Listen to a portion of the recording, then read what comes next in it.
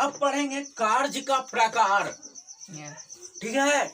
हाँ, तो कार्य का प्रकार क्या है वो देख लो, है ना। इसको हम लोग दो तरीका से समझेंगे। ठीक है।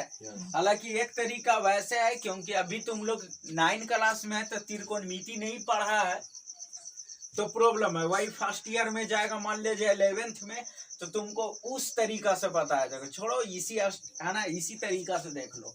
अभी कार्य का प्रकार तो देखो, ये कार्य 3 प्रकार का होता है। एक धनात्मक कार्य हो गया, एक ऋणात्मक कार्य हो गया, और एक क्या हो गया, शून्य कार्य हो गया।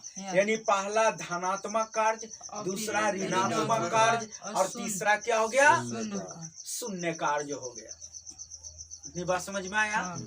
हाँ, शून्य कार्य हो गया। अब चलो देखो ध्यान से, यहाँ से शून्य कार्य हो गया। देखो तो पहला धनात्मक कार्य क्या होता है से देख लो।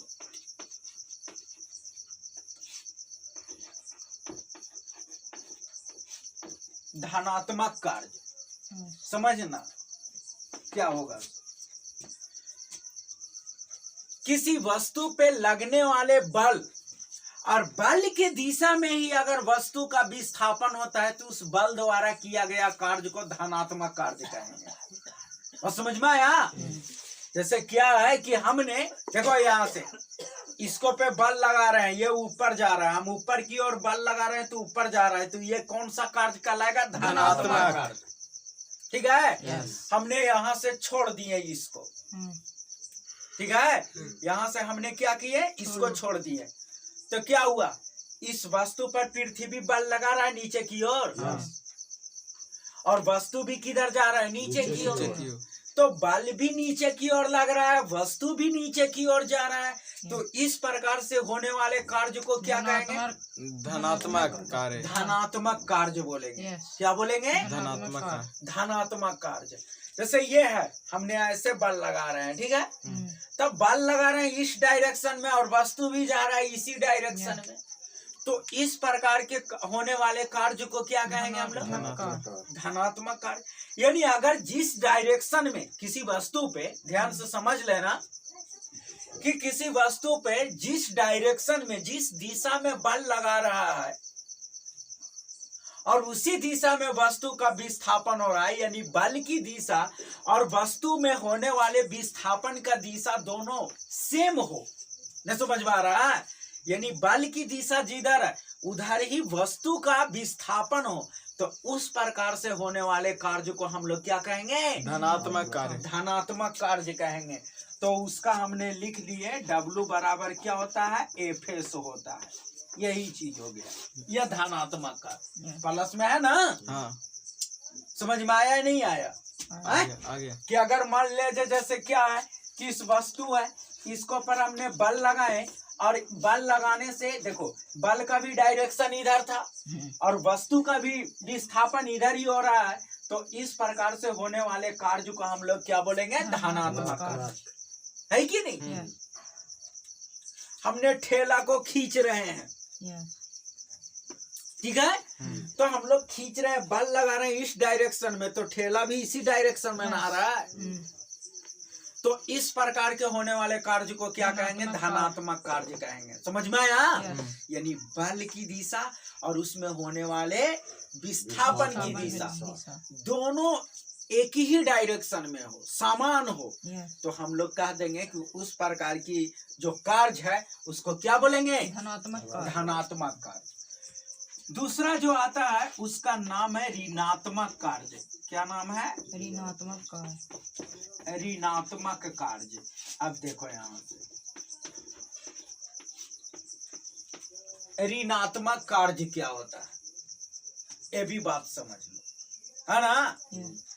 देखो, यानी किसी वस्तु पे लगने वाला बल, अगर कोई वस्तु पे बल लग रहा है, ठीक है, और वस्तु का विस्थापन अगर विपरीत दिशा में हो, यानी बल जैसे, सुन लो बाबू, हमने क्या करते हैं, यह वस्तु को ऊपर फेंक दिए, ठीक है, तो वस्तु को फेंक दिए तो वस्तु ऊपर जा रहा है, लेकिन पृथ्वी का गुरुत्व बल किधर लग रहा है, नीचे की ओर, नीचे की ओर लग रहा है। देखो वस्तु को फेंके तो ऊपर वस्तु जा रहा है ऊपर की ओर, यस विस्थापन हो रहा है ऊपर की ओर, लेकिन पृथ्वी द्वारा बल किधर लग रहा है, नीचे की ओर नीचे की ओर लग रहा है। हाँ तो इस प्रकार के देखो बल की दिशा है ना और विस्थापन की दिशा दोनों एक दूसरे के विपरीत है कि नहीं। यस तो इस प्रकार से होने वाले कार्य को हम लोग क्या बोलेंगे, ऋणात्मक ऋणात्मक कार्य बोलेंगे। क्या बोलेंगे, ऋणात्मक कार्य। यानी समझ लो कि बल और है ना विस्थापन के बीच 180 डिग्री का कोण बनता है।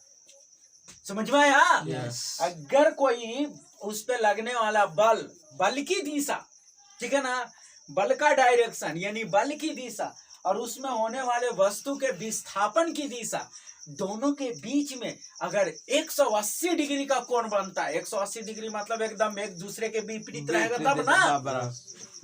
तो उस प्रकार से होने वाले कार्य को हम लोग क्या बोलेंगे, ऋणात्मक कार्य बोलेंगे। क्या बोलेंगे बाबू, ऋणात्मक कार्य।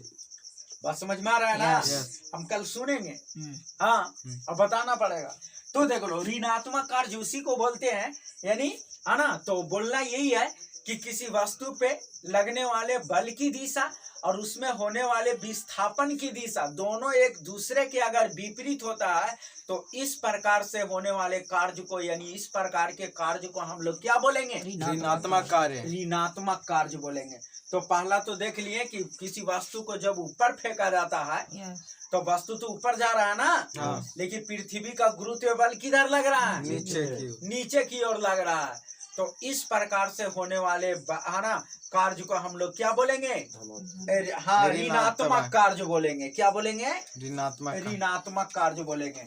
तो W बराबर यानी ऋणात्मक कार्य बराबर होता है W बराबर -FS।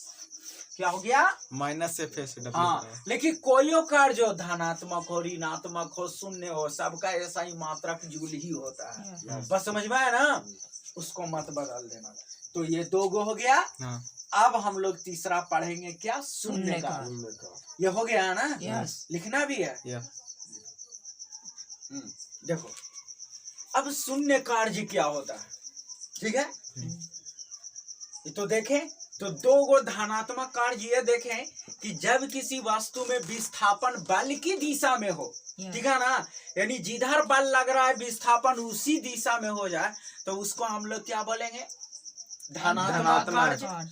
और अगर किसी वस्तु का विस्थापन बल के दिशा के विपरीत हो, यस जैसे हमने वस्तु को ऊपर फेंके तो वस्तु तो ऊपर जा रहा है लेकिन विस्थापन क्या हो रहा है, नीचे की ओर। सॉरी, विस्थापन तो ऊपर की ओर हो रहा है, वस्तु ऊपर न जा रहा है, लेकिन पृथ्वी का गुरुत्व बल किधर लग रहा है, नीचे की ओर लग रहा है।